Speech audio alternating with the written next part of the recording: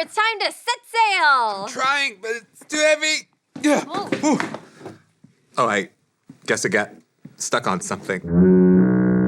Hang on for the loop. 4, 3, 2, 1. Liftoff. We have a liftoff. I'm Ricky. I'm Jamie. Ricky, have you ever been on a boat? Hesitantly, yes. Big open water terrifies me because if you look at a globe or a planet, there's more of it than there is not of it. But boats are good because they keep you afloat. Great answer, Ricky. Very precise. How about you, Jamie? I have been on a pontoon boat multiple times. It's a ton of fun because I go tubing in the back. So like you were like in the little donut thing and then... I was on top of the donut and then whee, and then whoa, and then that's me under the water. But then This episode is all about setting sail into the future. It's all about hope. Hope is the anticipation that a better day is on the way. It's thinking about what happens next and expecting something bright. And sometimes when we talk about hope, we talk about what it's anchored in, like a boat anchor. So we're talking about boats and we're talking about hope, starting with what it is and what it isn't. It's time to start. It is time to start. As Roger and Nancy look on, men are taking away the gangplank.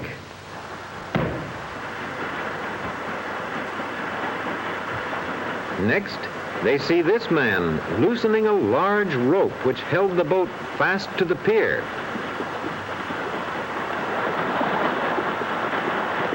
Our boat's big wheels churn the water as we back away from the pier. So let's say you want to describe the feeling of anticipating a future that's better than the present. You might be giddy or excited or maybe unsure, but most of us know that experience. We call it hope. It's a state of anticipation, and it's crucial for healthy human existence. And it's a really important concept in the Bible. In fact, there are many words for hope in the ancient languages of the Bible, and they're all fascinating. In the Old Testament, there are two main Hebrew words translated as hope. The first is yachal, which means simply to wait for.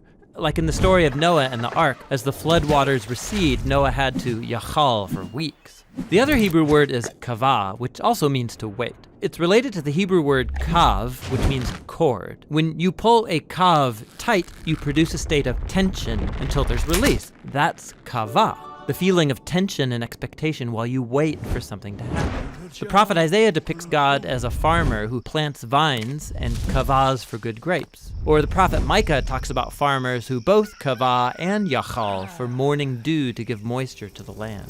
So in biblical Hebrew, hope is about waiting or expectation. But waiting for what? Biblical hope is based on a person, which makes it different from optimism. Optimism is about choosing to see in any situation how circumstances could work out for the best. But biblical hope is not focused on circumstances. In fact, hopeful people in the Bible often recognize there's no evidence things will get better, but you choose hope anyway. Like the prophet Hosea, he lived in a dark time when Israel was being oppressed by foreign empires, and he chose hope when he said God could turn this valley of trouble into a door of hope, like the day when Israel came up from the land of Egypt. God had surprised his people with redemption back in the days of the Exodus, and he could do so again. So it's God's past faithfulness that motivates hope for the future. You look forward by looking backward, trusting in nothing other than God's character. It's like the poet of Psalm 39 who says, "And now, O Lord, what else can I kavah for? You are my yachal." In the New Testament, the earliest followers of Jesus cultivated the similar habit of hope. They believed that Jesus' life, death, and resurrection was God's surprising response to our slavery to evil and death. The empty tomb opened up a new door of hope, and they used the Greek word elpis to describe this anticipation. The Apostle Peter said that Jesus' resurrection opened up a living hope, that people can be reborn, to become new and different kinds of humans. More than once, the Apostle Paul says the good news about Jesus announces the El Pis of glory. In both cases, this El Pis is based on a person, the risen Jesus, who has overcome death. And this hope wasn't just for humans. The apostles believed that what happened to Jesus in the resurrection was a foretaste of what God had planned for the whole universe. In Paul's words, it's a hope that creation itself will be liberated from slavery to corruption into freedom when God's children are glorified. So Christian hope is bold, waiting for humanity and the whole universe to be rescued from evil and death. And some would say it's crazy, and maybe it is. But biblical hope isn't optimism based on the odds. It's a choice to wait for God to bring about a future that's as surprising as a crucified man rising from the dead. Christian hope looks back to the risen Jesus in order to look forward. And so we wait. That's what the biblical words for hope are all about. Hi, I'm Noah, and this is my segment called Nuggets with Noah. I'm here to dispense some wisdom. I'm not a vending machine, but I do have food. What is something that makes you feel hopeful right now? Well, I am hopeful that I get to eat all these chicken nuggets. But other than that, there are some verses in the Bible that you can read on a daily basis that just make you feel like there's a bright future ahead. Especially if you look in Psalms. That's a good one. When was the last time you felt hopeful and how did it feel? A few days ago, I was sitting down, eating some nuggets, obviously. That's what I do. My phone rang. And my industrial-sized microwave was on its way. I was so excited because do you know how many chicken nuggets you can put in an industrial-sized microwave? What's in the future for nuggets? Okay, so you know those little packets that you get in the wintertime that warm up your hands? Instead of putting it in like that weird bag thing, you make it so that the chicken nuggets heat themselves up. You don't need a microwave, you don't need an oven, you don't need anything. You just take the chicken nugget, shake it up, and it starts getting warm.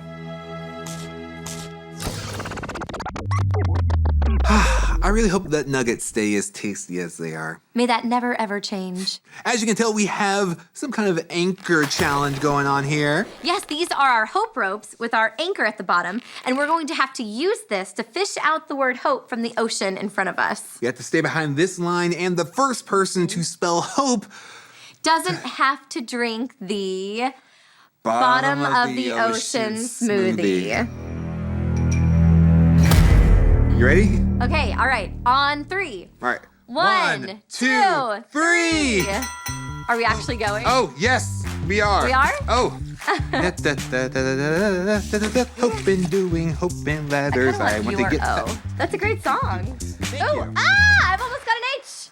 I do too. No, don't you have to get it? Oh. I got an O. Come on, bottom of the ocean smoothie. Choose Jamie. Choose Jamie. No. That's my H. Oh, this is anyone's game.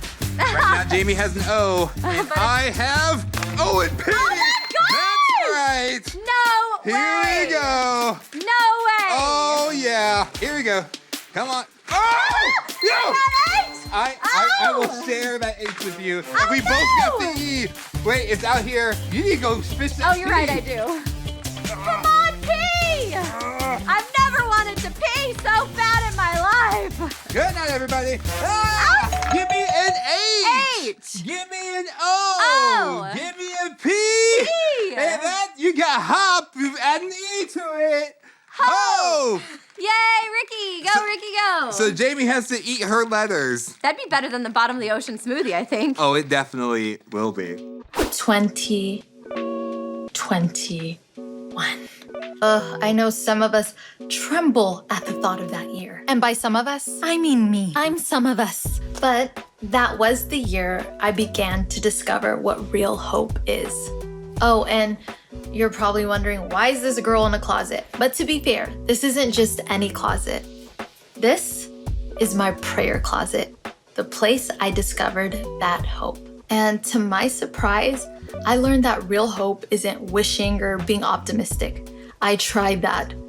And to be real, some things are just out of our control, and it doesn't matter how positively we try to think about it. We can't sway an outcome just because we wish it wouldn't happen or we were optimistic that it would. Don't get discouraged yet.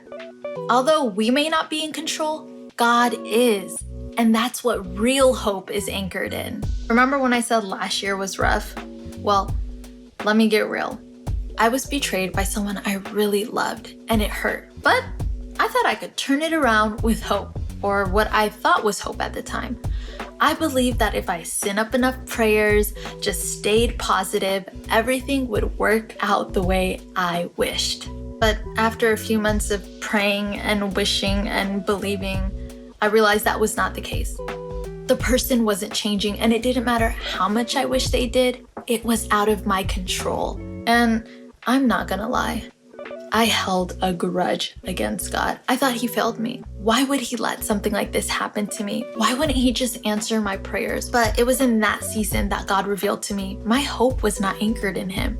It was anchored in other people and my circumstances and the outcome that I hoped for. Hebrews 11, aka the Hall of Faith, shows us that people like Abraham and Moses died before they got to see the outcome or the promise.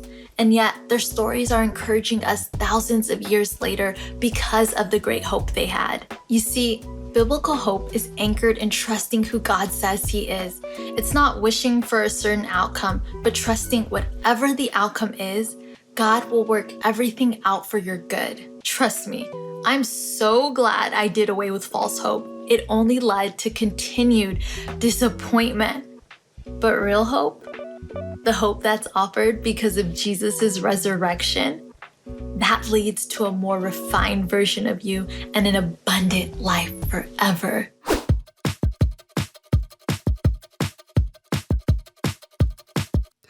Let us hold firmly to the hope we claim to have. Let us hold firmly to the hope we claim to have. Let us hold firmly to the hope we claim to have. The God who promised is faithful. The God who promised is faithful. The God who promised is faithful to pull us through. And now let us consider how we can stir up one another to love. Let us help one another do good works. Let us consider how we can stir up one another to love. My best hope is kept in you. My best hope is kept in you. God, my best hope is well kept in you. My best hope is kept in you. My best hope is kept in you. God, my best hope is well kept in you.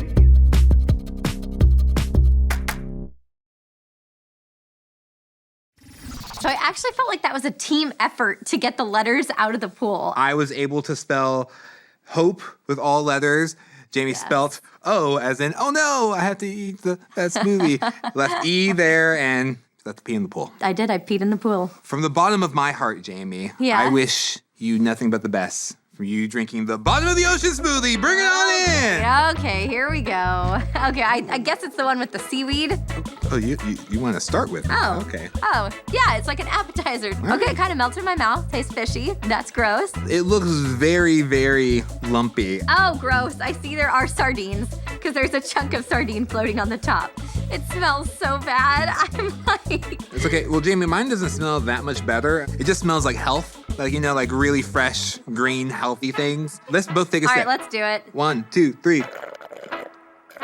Oh, no. That's delightful. That's really... Oh, no.